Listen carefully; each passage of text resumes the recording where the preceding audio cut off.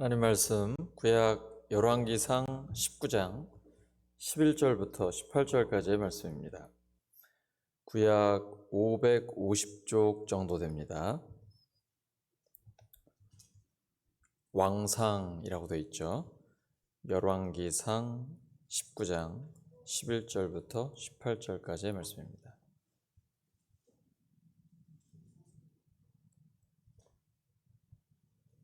구약 550쪽 정도 됩니다.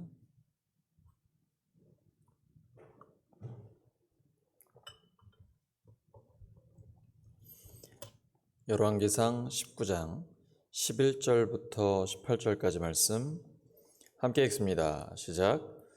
여호와께서 이르시되 너는 나가서 여호와 앞에서 산에 서라 하시더니 여호와께서 지나가시는데 여호와 앞에 크고 강한 바람이 산을 가르고 바위를 부수나 바람 가운데 여호와께서 계시지 아니하며 바람 후에 지진이 있으나 지진 가운데에도 여호와께서 계시지 아니하며 또 지진 후에 불이 있으나 불 가운데에도 여호와께서 계시지 아니하더니 불 후에 세미한 소리가 있는지라. 엘리야가 듣고 겉옷으로 얼굴을 가리고 나가 굴 어귀에 섬에 소리가 그에게 임하여 이르시되 엘리야야 내가 어찌하여 여기 있느냐. 그가 대답하되 내가 만군의 하나님 여호와께 열심히 유별하오니 이는 이스라엘 자손이 주의 언약을 버리고 주의 제단을 헐며 칼로 주의 선지자들을 죽였음이오며 오직 나만 남았거늘 그들이 내 생명을 찾아 빼앗으려 하나이다. 여호와께서 그에게 이르시되 너는 내 길을 돌이켜 광야를 통하여 다메섹에 가서 이르거든 하사엘에게 기름을 부어 아람의 왕이 되게 하고 너는 또 님시의 아들 예후에게 기름을 부어 이스라엘의 왕이 되게 하고 또 아벨모올라 사밧의 아들 엘리사에게 기름을 부어 너를 대신하여 선지자가 되게 하라. 하사엘의 칼을 피하는 자를 예후가 죽일 것이요 예후의 칼을 피하는 자를 엘리사가 죽이리라. 그러나 내가 이스라엘 가운데 7,000명을 남기리니 다 바알에게 무릎을 꿇지 아니하고 다 바알에게 입맞추지 아니한 자니라. 아멘. 거룩한 습관 중에 오늘은 경청에 대한 말씀, 하나님의 말씀 전하겠습니다. 엘리야는 850대 1로 영적인 전쟁에서 승리를 한 대승을 거둔 구약의 대표적인 선지자 중 한 명입니다. 하나님께서 대승을 그에게 주셨습니다. 하지만 잠시 후에 왕비 이세벨이 엘리야를 죽이겠다고 공적으로 선포했습니다. 이 정치적인 위협인데요. 엘리야는 두려워서 멀리 도망쳤고 차라리 죽고 싶다는 생각까지 들었습니다. 하나님, 저 차라리 죽여주세요. 이렇게 기도했습니다. 그는 하나님의 영광을 위해서 열심히 사는 사람이 오직 나만 남았다고 그렇게 생각을 했습니다. 우리가 절망적인 상황에 처하게 되면 나밖에 없는 것 같은 그러한 느낌이 들 때가 있잖아요. 그러나 하나님은 우상에게 무릎 꿇지 않은 사람 7,000명을 남겨놓으셨습니다. 우리에게도 함께 기도하는 사람들이 이렇게 많이 있지 않습니까? 합심 기도는 강력합니다. 두셋이 내 이름으로 모인 곳에 나도 너희와 함께 하겠다고 우리 주님께서 약속하셨습니다. 주님은 약속하시면 반드시 이루십니다. 우리가 이렇게 어려운 상황에 모여 있지만 우리 주님께서는 함께 하시고 기도를 들으십니다. 하나님께서 절망적인 상황 가운데 있는 엘리야를 통해서 지도자들을 세우시죠. 오늘 우리가 읽어본 것처럼 이스라엘 북부의 아람, 오늘날의 시리아입니다. 얼마 전에 난민 문제로 굉장히 고통스러웠던 그 시리아, 다마스커스, 다메섹이라고 되어 있는데요. 사울이 부활의 주님을 만난 장소이기도 합니다. 바로 그곳에 왕을 세우고 그리고 또 이스라엘의 예후라는 왕을 세우고 자기를 뒤이어서 선지자 역할을 할 엘리사를 세우게 되는 것이죠. 국가 지도자들과 영적인 지도자를 세우게 됩니다. 엘리야는 자기 사명 끝났다고 생각했습니다. 자기의 인생이 여기서 끝이라고 생각했어요. 근데 하나님은 그에게 다시 사명을 맡겨주셨습니다. 본문 15절입니다. 15절 시작.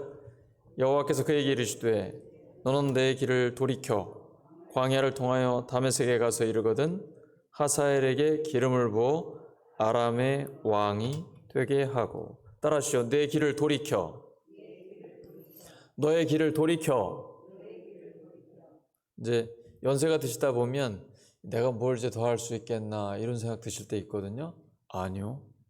아직 끝난 게 아닙니다. 하나님이 부르시는 그날까지 우리에게는 사명이 있습니다. 특별히 중요한 것이 기도의 사명입니다. 우리가 죽는 그날까지 기도할 수 있잖아요. 근데 하나님께서는 기도를 통해서 다음 세대들을 일으켜 주십니다. 엘리야는 낙심, 좌절, 절망, 그리고 이제는 정말 죽고 싶은 마음까지 들었습니다. 근데 하나님께서는 너는 너의 길을 돌이켜 가라 라고 말씀하세요. 다시 사명을 맡겨주시는 거예요. 우리는 거기가 막다른 골목이라고 생각했는데 아니에요. 거기가 시작이었던 겁니다. 그래서 그에게는 다음 세대의 국가 지도자들과 영적인 지도자를 세우는 사명이 다시 주어졌습니다. 우리에게도 마찬가지입니다. 하나님께서 우리가 합심 기도할 때에 우리가 직접 하는 것은 아니지만 우리의 다음 세대 지도자들을 하나님께서 일으켜 세워주실 것입니다. 특별히 우리 교회에 보내주신 어린아이들부터 청년들까지 우리 다음의 젊은 세대들이 믿음의 세대들로 강력하게 일어나게 될 것입니다. 하나님은 기도를 들으시고 역사하여 주십니다. 기대를 갖고 기도하시기 바랍니다. 하나님께서 우리에게 기도의 사명을 맡겨주셨습니다. 그리고 하나님은 엘리야에게 말씀하신 그대로 이루어졌습니다. 근데 여기 궁금한 게 있습니다. 이세벨이 정말로 엘리야를 죽이려고 했을까요? 진짜 죽이려고 했다면 어떻게 했을까요? 그렇게 공적으로 얘기할 필요가 없겠죠. 북한의 김정남 암살당한 것 기억나시죠? 공항에서 독살당했습니다. 그냥 조용히 죽이면 되잖아요. 왜 만천하에 다 알렸을까요? 이건 정치적인 음모가 있는 거죠. 그리고 그는 철저히 우상숭배자입니다. 사탄은 그를 이용하고 있습니다. 엘리야를 겁쟁이로 만들려고 하는 것이죠. 사탄은 우리가 순교자가 되지 못하고 겁쟁이가 되는 것, 이거를 더 노리고 있습니다. 스데반처럼 복음을 전하다가 순교를 당하게 되면 오히려 그것이 씨앗이 돼서 교회에 엄청난 부흥이 일어나고 복음은 훨씬 더 멀리 넓게 퍼져나가게 됩니다. 그런데 겁쟁이가 되면 움츠러들게 되는 것이죠. 마귀는 바로 이것을 노리고 있는 것입니다. 이 정치적인 음모에 엘리야가 그만 휘말려 버리게 됩니다. 기도하지 않으면 영적으로 둔감해지고 그리고 하나님을 보지 못하고 상황을 보게 됩니다. 그리고 사람들에게 주목하게 되면서 낙심, 좌절하게 되는 것이죠. 사탄은 우리를 순교자로 만드는 것보다 겁쟁이로 만드는 것을 더 좋아합니다. 엘리야가 그 작전에 말려든 것입니다. 기도로 분별할 때 이런 실수를 하지 않게 됩니다. 우리도 하나님이 주신 능력을 가지고 있으면서도 이처럼 무기력할 때가 있습니다. 하나님의 뜻은 물어보지 않고 세상의 소리에 넘어지고 마는 것입니다. 겁쟁이가 아니라 순교자로 살 수 있는 비결은 하나님의 말씀을 듣는 데 있습니다. 그런데 하나님의 이 말씀을 듣기 전에 하나님께서 엘리야에게 하신 말씀이 있습니다. 본문 11절 보시기 바랍니다.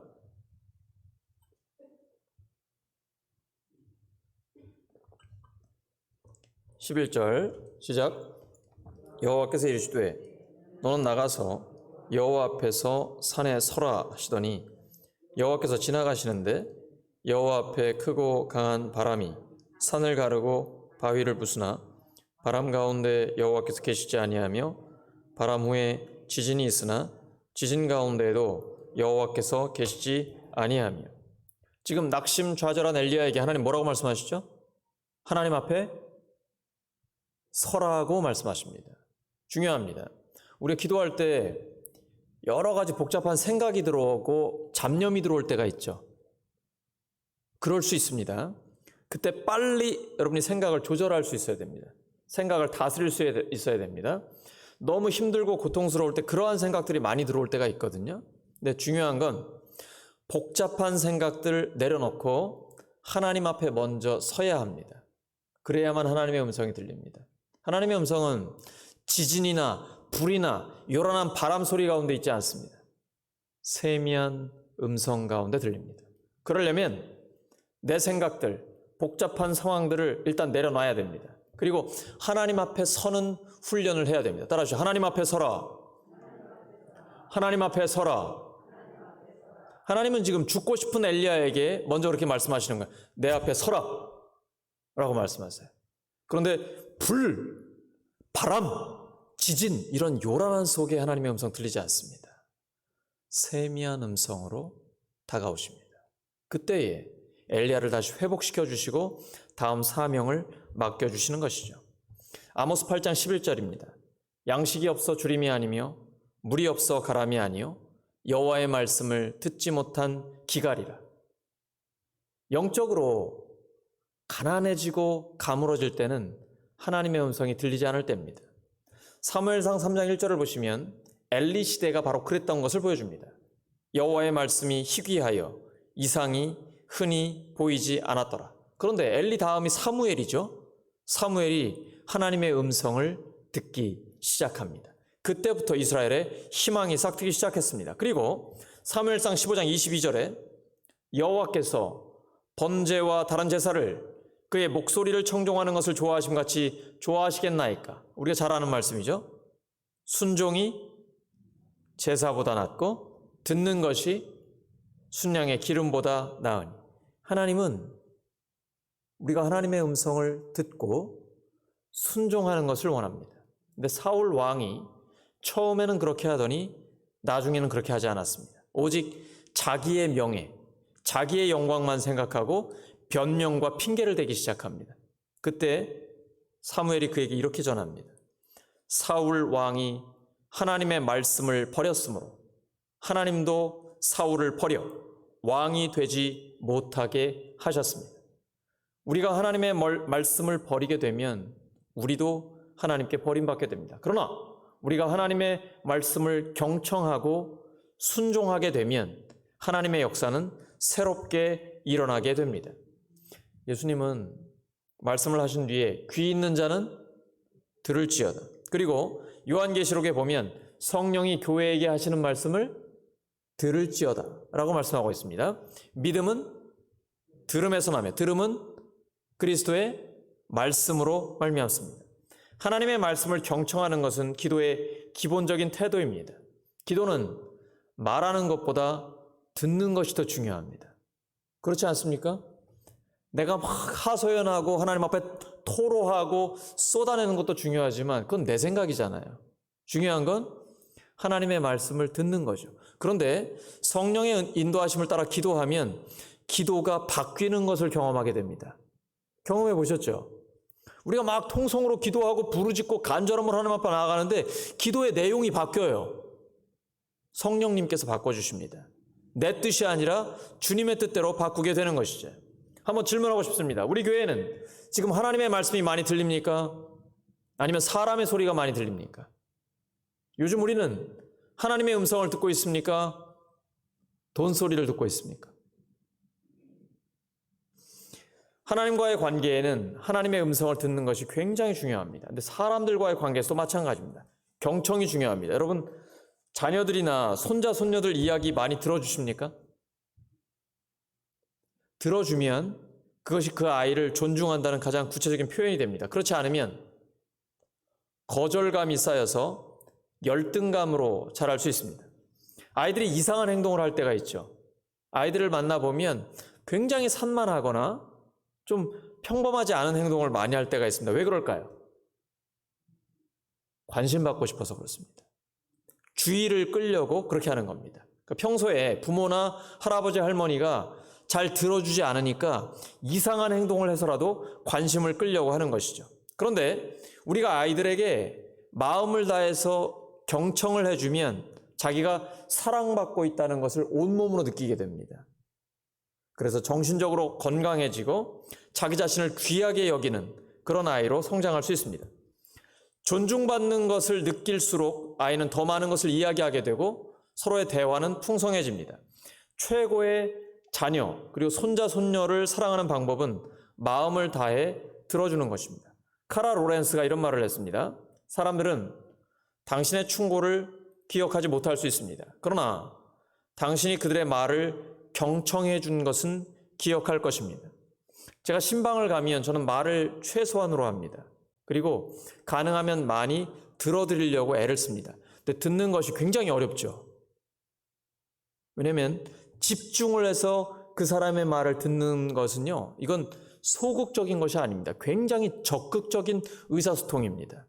그 사람에게 내 마음과 시간을 다 줘서 경청해 주면 그 사람의 마음을 얻을 수가 있습니다. 야고보서 1장 19절입니다. 사람마다 듣기는 속히 하고 말하기는 더디하며 성내기도 더디하라. 미국의 정신과 의사 스카펙이 아직도 가야 할 길에서 이런 말을 했습니다.